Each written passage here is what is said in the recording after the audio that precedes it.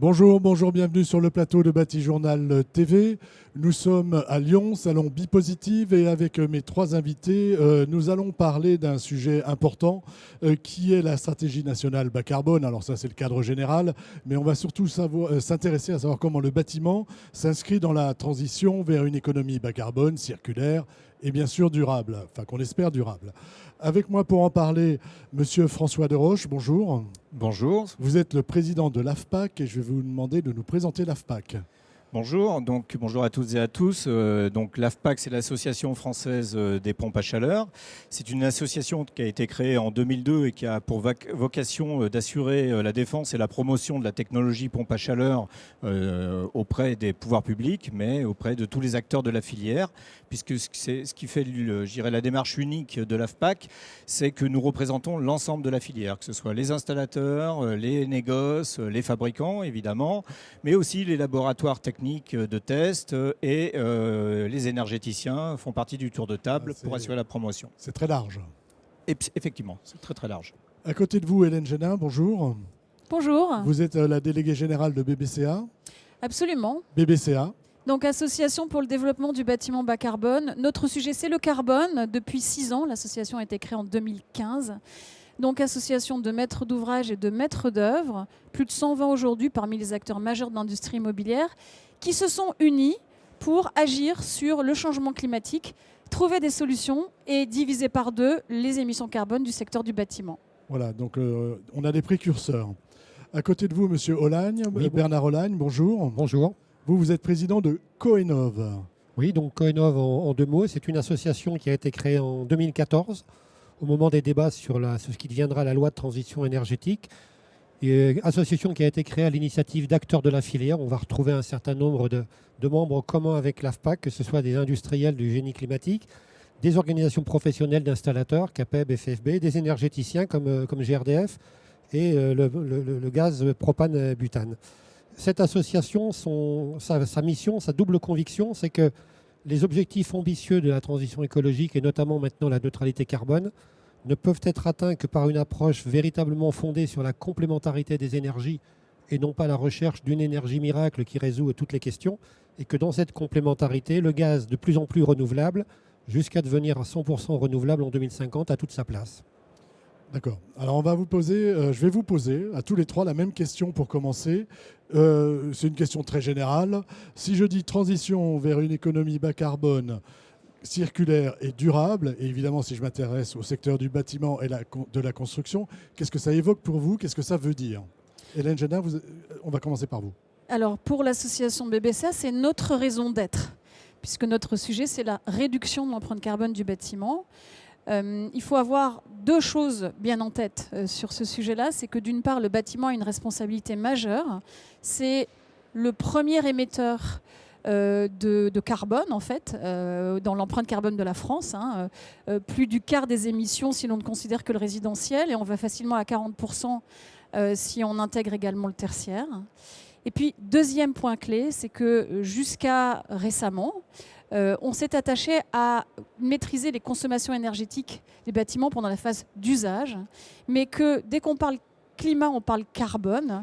Et le carbone, eh bien, ces émissions ont également lieu pendant l'acte de construire, qui aujourd'hui est majeur, notamment sur le bâtiment neuf. En moyenne, 60% des émissions carbone du bâtiment sont issues de l'acte de construire, et jusqu'à 80% pour des bâtiments tertiaires. Donc, il s'agit désormais de considérer le bâtiment sur tout son cycle de vie pour pouvoir maîtriser et monitorer ses émissions. D'accord. Ça, c'est l'aspect, on va dire, construction. D'abord la construction, et la construction, c'est celle qui impacte le plus au niveau carbone. Absolument. Qu'est-ce que ça évoque pour vous quand je dis transition vers une économie bas carbone, circulaire et durable?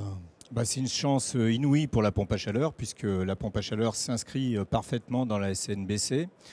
C'est quand même une technologie extraordinaire, la pompe à chaleur, puisqu'elle va capter une part des énergies renouvelables qui sont dans un milieu ambiant, que ce soit l'air, l'eau ou le sol. Et grâce à la technologie propre de la pompe à chaleur, on va pouvoir relever ce niveau d'énergie et réélever la température de cette énergie et la restituer pour des usages. Ce qui offre en fait à la pompe à chaleur le fait de pouvoir décarboner les usages, que ce soit des usages de chauffage, de production d'eau chaude sanitaire et voire même de rafraîchissement. Voilà. Et on ira un peu plus en détail tout à l'heure. Pour vous, Monsieur Olagne, même question, transition vers une économie bas carbone, circulaire et durable. Qu'est-ce que ça évoque ? Très clairement, pour ce qui me concerne, pour ce qui nous concerne, le passage vers cette transition, c'est prioritairement la décarbonation du gaz et non pas son exclusion comme le souhaiteraient certains. C'est vraiment la décarbonation du gaz, c'est-à-dire le fait d'aller vers des gaz de plus en plus renouvelables, que ce soit le biométhane, que ce soit l'hydrogène. Et en plus, quand on parle par exemple du biométhane, on se retrouve également avec une logique de traitement des déchets dans les territoires. Donc on est au cœur même de l'économie circulaire, du développement de l'économie circulaire. Donc on est dans un cycle extrêmement vertueux qui est en cours de développement. Voilà. Sur les deux aspects, donc carbone et circularité, puis on verra vous comment vous intégrez la problématique circulaire tout à l'heure. Hélène Génin, donc expliquez-nous un petit peu ce qu'est un bâtiment bas carbone aujourd'hui.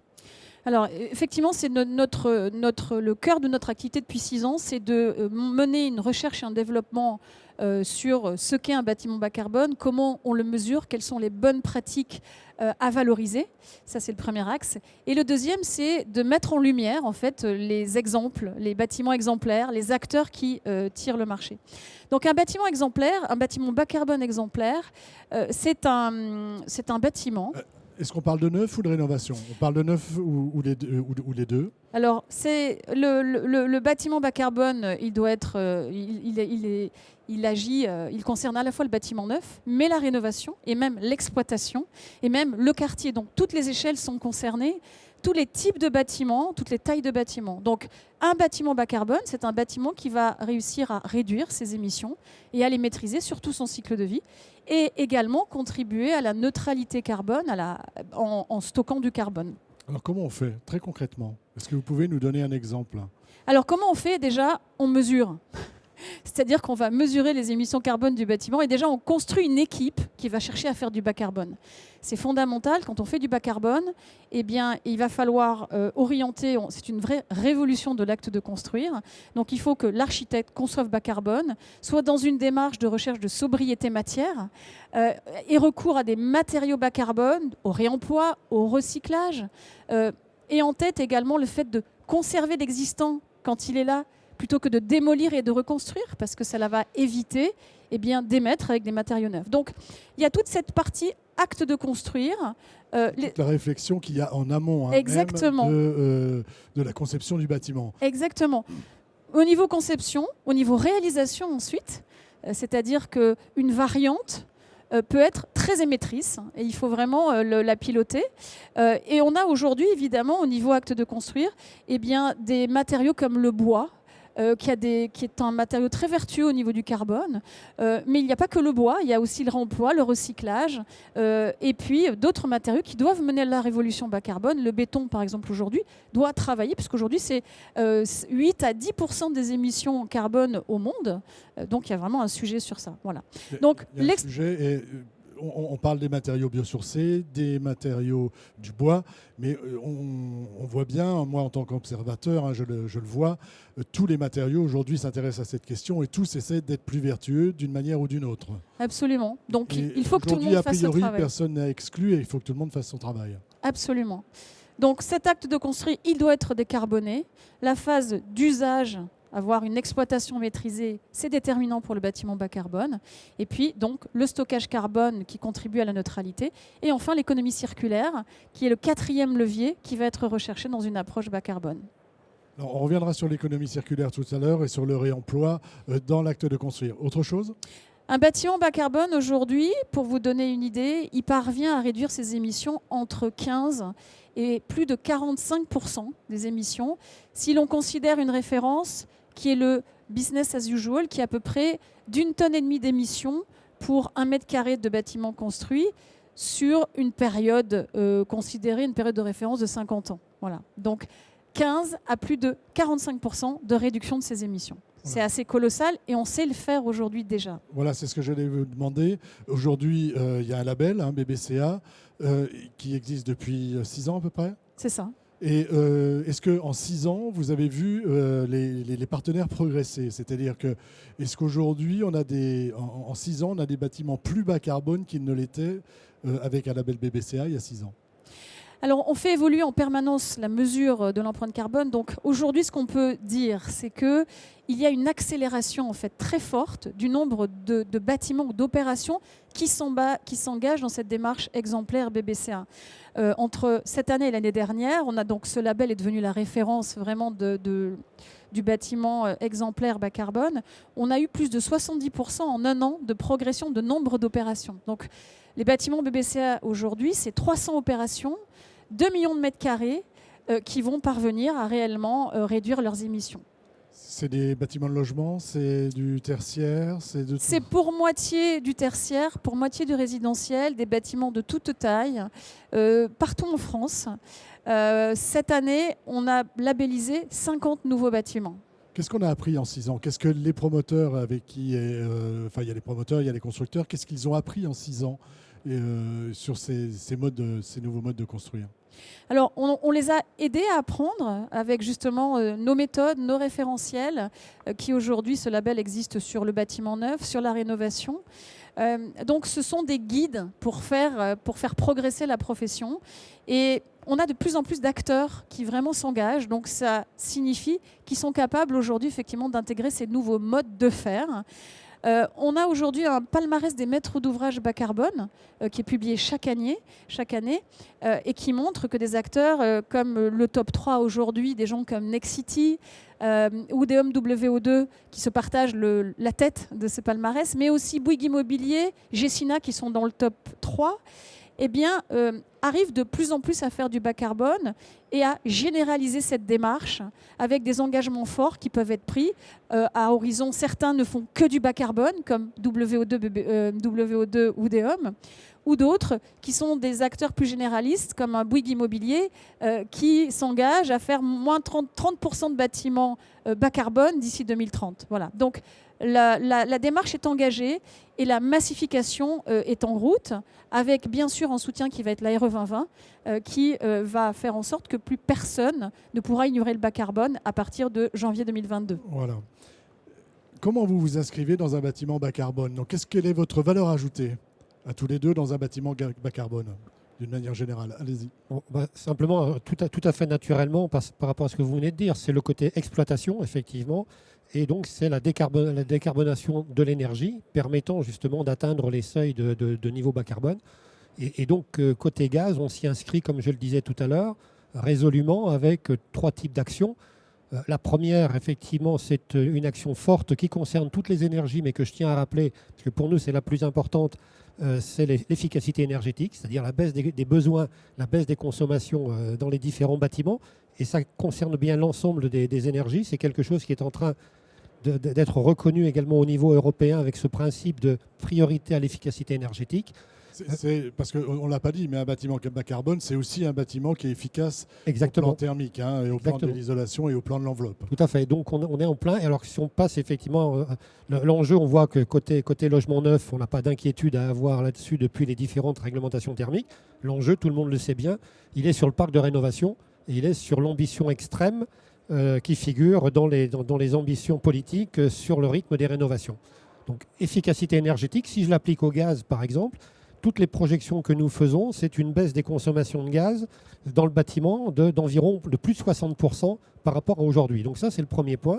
Le deuxième point... Le bâtiment neuf est rénové. La moyenne du parc. Le bâtiment neuf est rénové, tout à fait. Le deuxième point, effectivement, c'est ce que j'ai déjà développé, c'est le verdissement du gaz. Le développement, dans un premier temps, du biométhane. Ce qu'il faut savoir sur le biométhane, par exemple, puisqu'on parle carbone, c'est que le contenu carbone du biométhane, il est de 23,4 grammes par kilowattheure. Par exemple, à titre indicatif, le gaz naturel, c'est 240 et l'électricité dans la RE 2020, c'est 60, 69, 79. Donc là, on voit qu'il y a une extrême contribution à la réduction du carbone en utilisant du biométhane. L'objectif biométhane, aujourd'hui... Alors aujourd'hui, le biométhane, c'est plus de 550 installations qui d'ores et déjà injectent dans le réseau de gaz, avec plus de 1000 qui sont qui sont dans la file d'attente, c'est-à-dire qui ont déjà passé les études de faisabilité, ce qui fait qu'on est en avance sur les objectifs assignés en 2023. Et tout ceci, nous met dans une logique de 100% de gaz renouvelable à l'horizon 2050, sachant que dans ces 100%, il y aura du biométhane, il y aura de la pyrogazéification, c'est-à-dire du méthane issu du traitement des déchets comme le bois, etc. Donc là, on est encore dans de l'économie circulaire. On a aussi de la gazification hydrothermale, c'est-à-dire que là, c'est tiré de la biomasse liquide. Et on a également l'hydrogène qui va également contribuer à ces 100% de gaz renouvelable. L'autre intérêt du biométhane pour le bâtiment, c'est qu'à partir du moment où c'est du méthane, ses caractéristiques sont identiques au gaz naturel, donc ne nécessitent pas d'adaptation du réseau et ne nécessitent pas de changement d'appareil, puisque toutes les chaudières qui sont mises aujourd'hui sur le marché sont de facto compatibles biométhane. Donc ça, c'est la deuxième axe de développement pour aller vers cette économie bas carbone, notamment dans le bâtiment. Et la troisième, et c'est là où nous rejoignons avec l'AFPAC, c'est le développement de la PAC hybride, c'est-à-dire ce produit qui est une association d'une petite pompe à chaleur et d'une petite chaudière très haute performance énergétique qui permet, lorsque la température baisse, lorsque le prix des énergies évolue, lorsque le réseau électrique est particulièrement en tension, d'envoyer des signaux et de basculer de la pompe à chaleur vers la chaudière THPE et de limiter ainsi la sollicitation du réseau électrique. Et donc ce fameux phénomène de pointe électrique qui est quand même bien connu en France, même s'il est parfois un peu minimisé, et qui de facto ne pourrait que s'aggraver de par les objectifs d'électrification. Donc là, on a un produit, et pour moi, c'est également quelque chose d'exemplaire, c'est-à-dire que là, on n'est plus dans un antagonisme historique gaz-élec, on est véritablement dans une recherche de complémentarité intelligente entre les deux énergies, et ça me paraît mériter d'être creusé. Ouais. C'est un peu plus. Hein, je sais que vous avez des soucis avec la RE 2020. Oui, pour vous, c'est quand même la solution qui est la plus. Qui nous paraît. Qui vous paraît la plus performante. La plus performante et surtout la plus pertinente, parce qu'encore une fois, j'ai du mal aujourd'hui à envisager qu'on va à la fois s'engager dans de l'électrification, alors que pas encore la semaine dernière, RTE a alerté sur la vigilance qu'il fallait avoir pour passer cet hiver. Donc on est dans des logiques où on sait que depuis des années, on est tendu au côté réseau électrique en période hivernale, en période de chauffage. Et là, on a un produit qui permet justement de lisser cette pointe électrique. Donc on ne comprend pas pourquoi ça ne se développerait pas plus. Et d'ailleurs, le premier signe, entre guillemets, encourageant que j'y vois, c'est qu'il y a 3 ans, quand il avait eu un travail sur la stratégie bas carbone actuelle, la PAC hybride n'était même pas référencée, identifiée, alors qu'elle existait déjà par la direction de l'énergie-climat. Là, dans les premières réunions, il y a une ouverture en disant « nous allons prendre en compte la PAC hybride ». Et d'ailleurs, RTE, dans ses scénarios du futur, dont son scénario notamment le plus réaliste, on va dire, prévoit 2,5 millions de PAC hybrides en 2050. Donc on voit que ce produit est en train de faire son chemin. D'accord. Allons-y maintenant. Comment vous vous inscrivez, vous aussi, dans ce bâtiment? Je peux juste apporter un complément à ce que vient de dire M. Olagne. Sur la pompe à chaleur hybride, la régulation, elle est parfaitement intelligente. Et là, je rejoins parfaitement M. Olagne. Et d'autant plus qu'elle est capable de s'adapter aux variations de coût des énergies. Donc les industriels ont mis de la technologie avec des algorithmes qui vont prendre en compte en fait les variations des prix des énergies. Et donc la pompe à chaleur elle-même va pouvoir basculer d'une énergie sur l'autre en fonction du coût des énergies et surtout en fonction de ce que souhaite l'usager, s'il veut privilégier on va dire, son portefeuille ou s'il veut privilégier on va dire, le confort en surconsommant par exemple. Ça c'est tout à fait possible. Ça, c'est un peu l'effet rebond d'un bâtiment. C'est pas ce qu'on souhaite quand on fait de la construction bas carbone. Peut-être, mais n'empêche que dans la transition écologique, il faut s'accorder à ce que souhaite l'utilisateur final. Hein. La pompe à chaleur, c'est quand même l'outil idéal pour pouvoir décarboner. Je vais vous donner un exemple. C'est une économie de 90% de CO2 par rapport à une chaudière à énergie fossile de type fuel et moins 70% par rapport à une chaudière de type gaz naturel. Donc c'est vraiment le vecteur idéal pour entrer dans la SNBC. Vous vouliez ajouter quelque chose? Oui, je pense que tout le monde doit faire sa part dans ce grand défi de la réduction de l'empreinte carbone du bâtiment. Donc les bâtisseurs, que nous sommes tous, les industriels, les énergéticiens, parce que pour diviser par 2 les émissions du bâtiment, il faut vraiment que tout le monde s'y mette. Voilà. Et les usagers. Et les usagers, absolument, oui, tout à fait. Allez-y, continuez sur la pompe à chaleur. Et l'intérêt, en fait, comment vous vous inscrivez dans ce sujet bas carbone. Et après, on abordera l'aspect circulaire. Moi, j'ai déjà Vous avez expliqué. tout dit. Oui, parce que... De toute façon, en fait, vous n'avez rien à dire.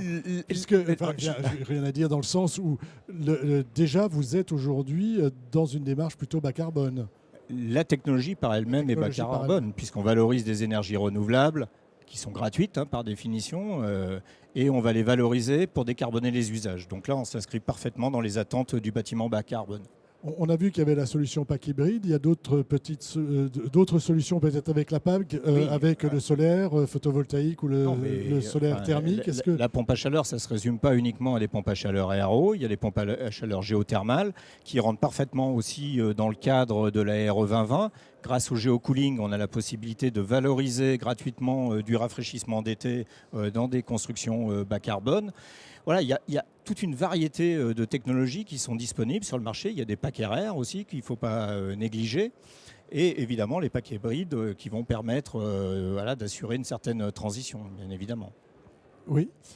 Il y a un sujet en fait qui est vraiment important dans l'évolution qui est devant nous, c'est les territoires.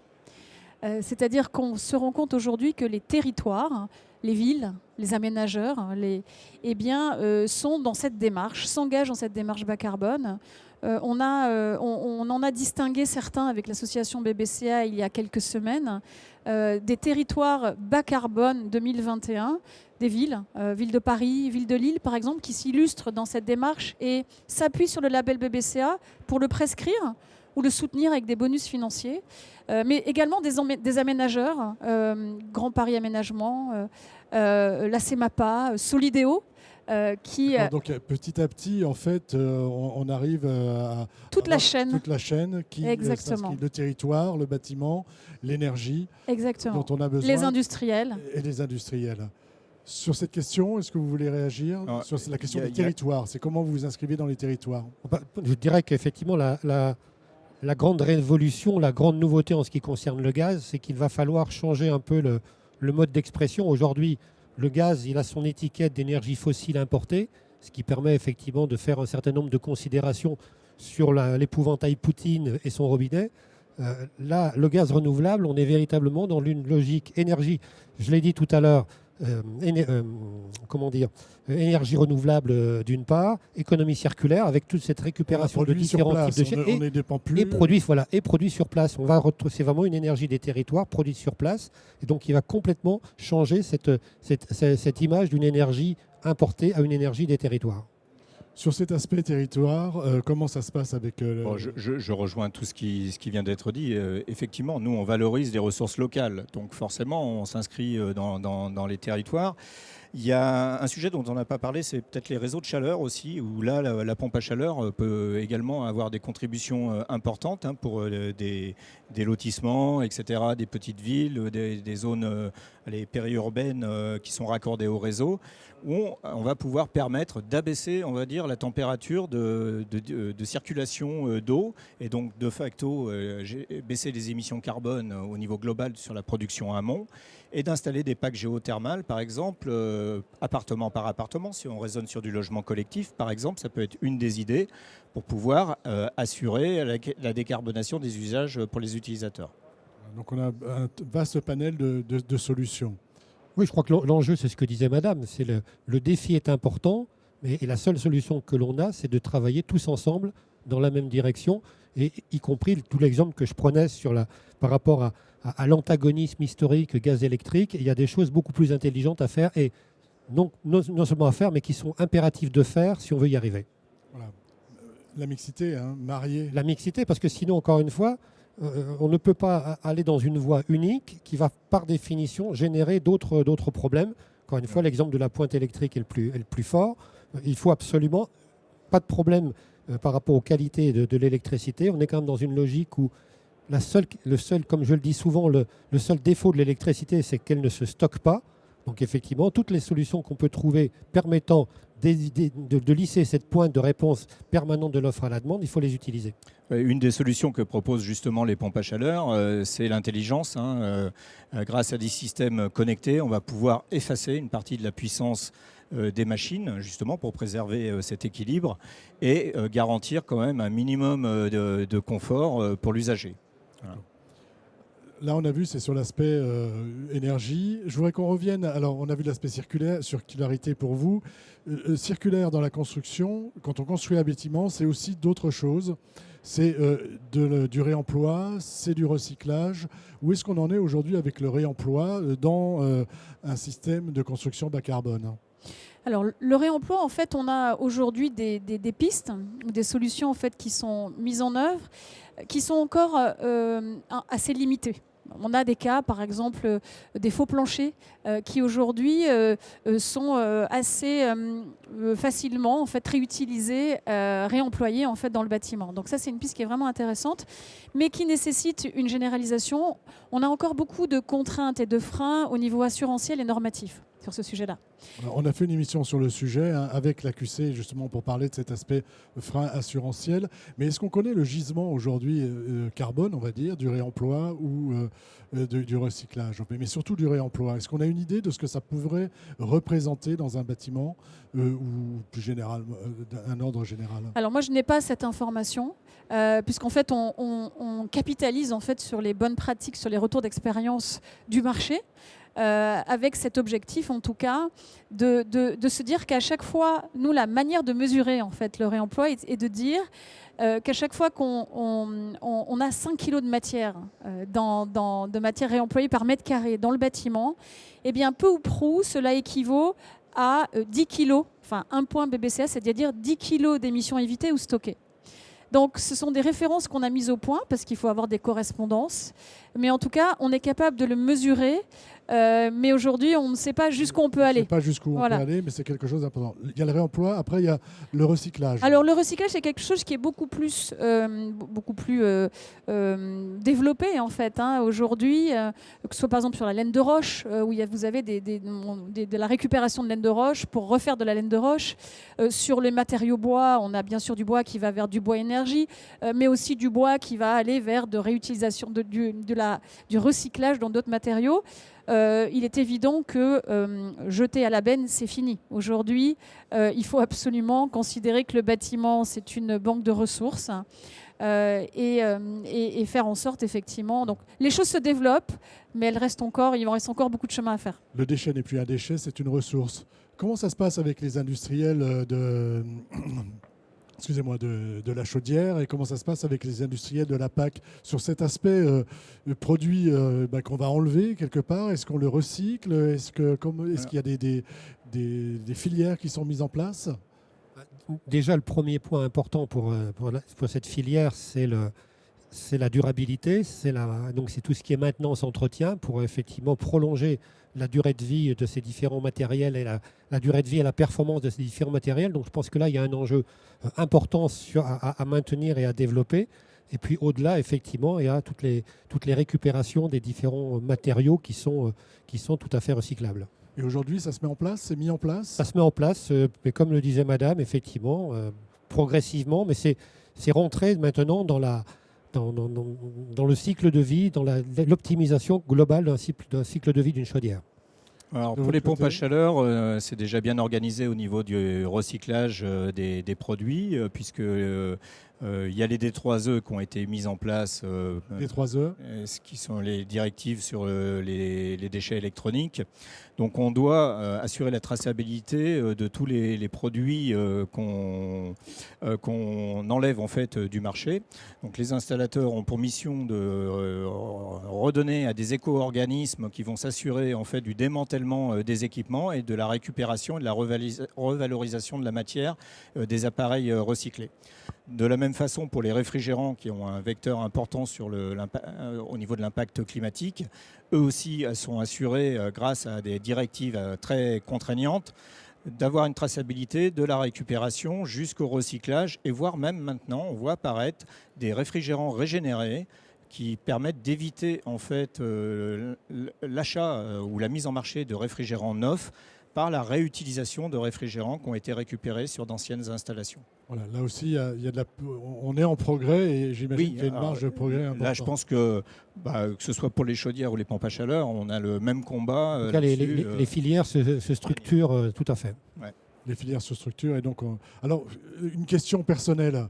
J'ai une chaudière qui date de 2004. Je dois la changer? Elle est parfaite, elle fonctionne bien, elle ronronne? Ça dépend de ce que vous avez fait en termes d'entretien.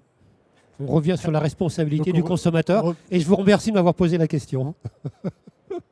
Je vous remercie pas de votre réponse. C'est vrai que pour l'entretien, autant pour les chaudières, on peut considérer qu'elles sont quand même bien maintenues. Les pompes à chaleur, c'est un peu moins vrai. Voilà, on a eu quelqu'un tout à l'heure, votre collègue, qui est venu nous expliquer qu'on mettait en place du SAV maintenant PAC. Voilà, absolument. Depuis le 24 juillet 2020, il y a un nouvel arrêté en France qui impose la maintenance obligatoire des équipements pompes à chaleur de façon biannuelle.